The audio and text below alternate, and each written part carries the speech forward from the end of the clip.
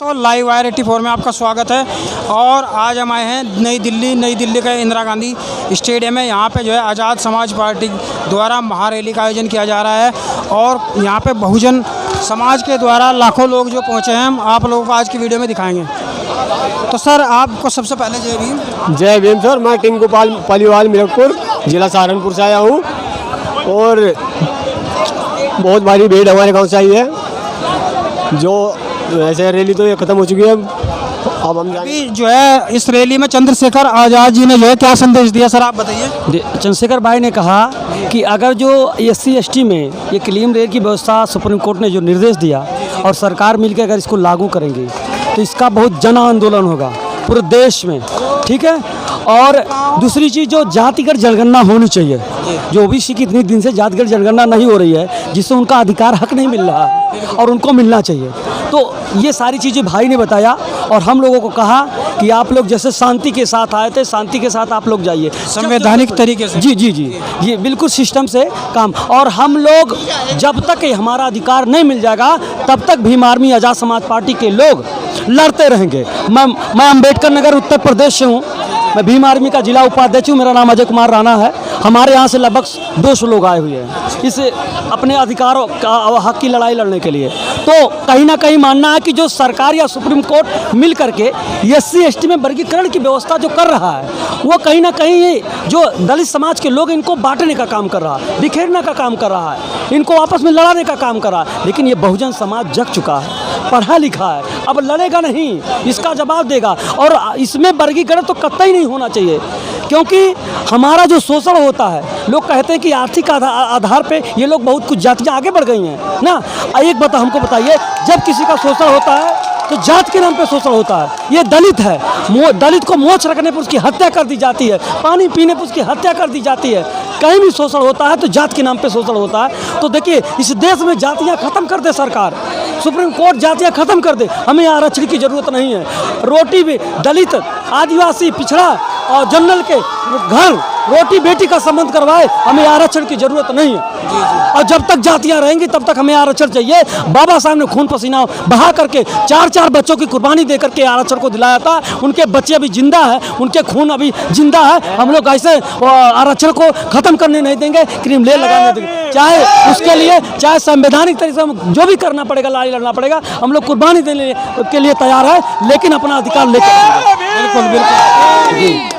तो अभी चंद्रशेखर आज़ाद जी ने क्या संदेश दिया अंदर? संदेश भाई ने यही दिया कि आप लोग जो SC/ST एक्ट में जो वर्गीकरण की व्यवस्था की जा रही है, उसके बारे में उन्होंने बताया संक्षेप में कि क्या नुकसान होने वाला है, ठीक, उसको समझाया। और ये नहीं होना चाहिए।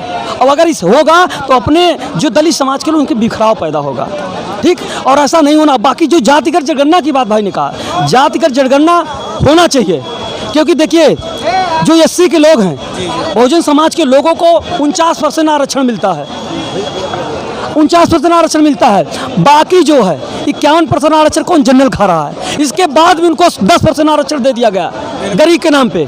मैं कहता हूँ, क्या मुस्लिम समाज में गरीब नहीं है? मुस्लिम समाज में गरीब नहीं, उनको भी मिलना चाहिए, लेकिन उनको नहीं दिया गया। ये इस सरकार की केवल 2 से 2 लोग टारगेट है, एक मुस्लिम, एक दलित। जो दलित पे शोषण अत्याचार कर रही है वो भूल जाए, वो 5000 साल पहले की गुलामी खत्म हो चुकी है। ये बहुजन समाज के लोग पढ़े लिखे हैं, जागरूक हो गए, अपना लड़ाई जानते हैं।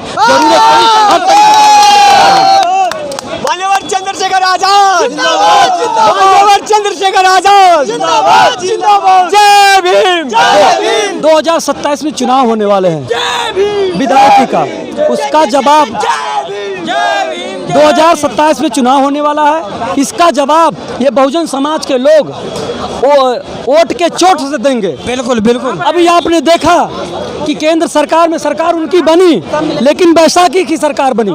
लेकिन आने वाले समय में भीम आर्मी आज़ाद समाज पार्टी के लोग और बहुजन समाज के बुद्धिजीवी लोग इस मनवादी सरकार को उखाड़ करके फेंकने का काम करेगी, उनको रोड फैलाने का काम करेगी।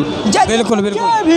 आप बताइए सर, अपना नाम बताइए। सुनील कुमार जी। आप कहाँ से हो? हम भदोही से हैं। तो चंद्रशेखर आज़ाद जी ने भी क्या मैसेज दिया अंदर? भाई चंद्रशेखर आज़ाद जी ने कहा कि SC/ST एक्ट में जो क्रीमी लेयर सरकार लागू कर रही है, राज्य सरकार को जो दिया है ये फैसला, उसी के उपलक्ष्य में भाई ने बताया। अगर सरकार आपकी मांगे नहीं मानती तो आप लोग आंदोलन जारी रखोगे? हम लोग अगर सरकार अगर हमारी बातें नहीं मानती है तो हम लोग आंदोलन अब सड़क पे करेंगे।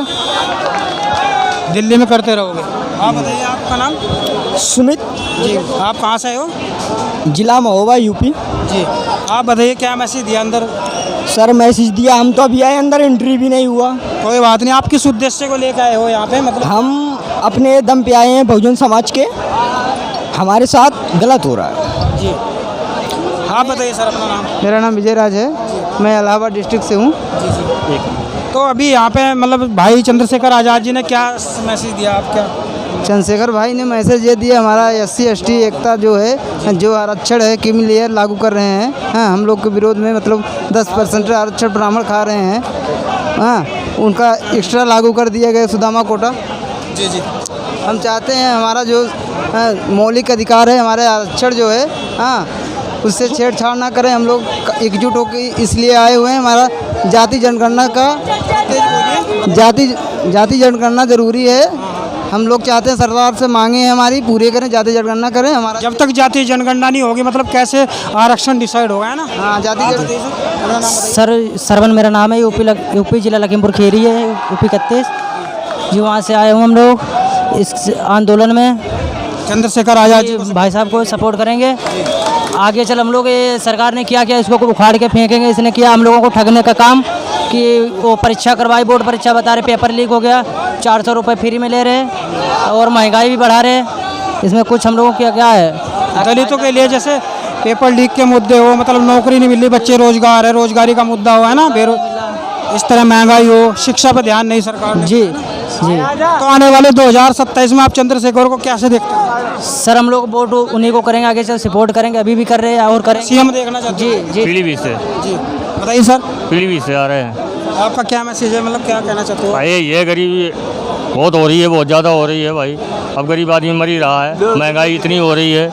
ऐसे मजदूरी जो मजदूर करने जा रहा है उसे टाइम पे पैसे नहीं मिल रहे हैं, खा रहे हैं बड़े बड़े आदमी फ्री में मजदूरी। दलित जो है जब तक एक साथ होंगे वोट। आप अपना नाम बताइए? मेरा नाम गुलशन कुमार, हम बेगूसराय से बिहार से आए हैं। जी बताइए सर, अभी जो है यहाँ पे महारैली जो हो रही है उसमें क्या क्या मांगे रही है आप लोगों की? ये मेरी मांगे हैं कि वर्गीकरण बंद कीजिए और भाई जो SC/ST जो भाईचारा को फूट डालने का काम कर रहे हैं इसको ख़त्म कर लीजिए।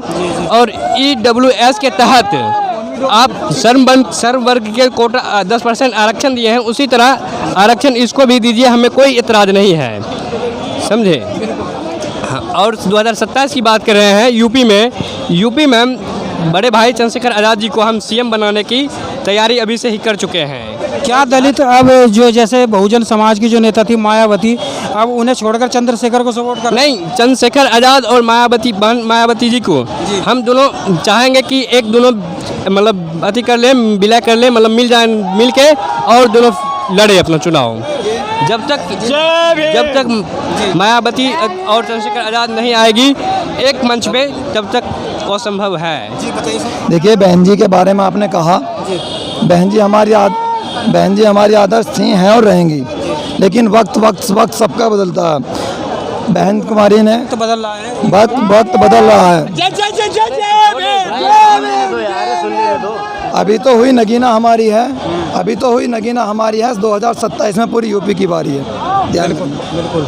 जब तक बहुजन समाज जो है एक साथ वोट नहीं करेगा, मतलब समाज विकृत होगा, ताकत दिखाएगा। 27 में दिखा देंगे कि हम ताकत क्या है बहुजन समाज की। होता जा रहा है। 27 से रैलियाँ, हम एक चीज़ हम देखते हैं जैसे रैलियाँ वगैरह होती है उसमें बहुजन समाज के लोग इकट्ठा होते हैं, लेकिन जब इलेक्शन का या वोट देने का समय होता है तो क्यों नहीं आपके कैंडिडेट निकल पाते हैं? उस समय पे हमारे भाई का दौर नहीं था, अब एडवोकेट चंद्रशेखर आज़ाद जी का दौर है। और इसमें मैं 2 शब्दों से आपको बता दूं कि आज चुप हैं तो कल शोर आएगा,